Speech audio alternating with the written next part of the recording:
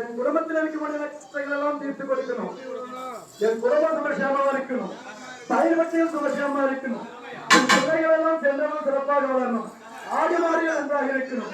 மந்திர தந்திரங்கள் வைப்பிப்பிள்ளைகள் வரணும். எங்கள் குடும்பத்தில் வரக்கூடாது. அப்படிதான் ஊர் மக்களுடைய தாயை நம்பி இந்த இரவை இங்க வந்து கண்டித்து இந்த ஊஞ்சல் உச்சல் இரவை கண்டித்து கொண்டிருக்கிறார்கள்.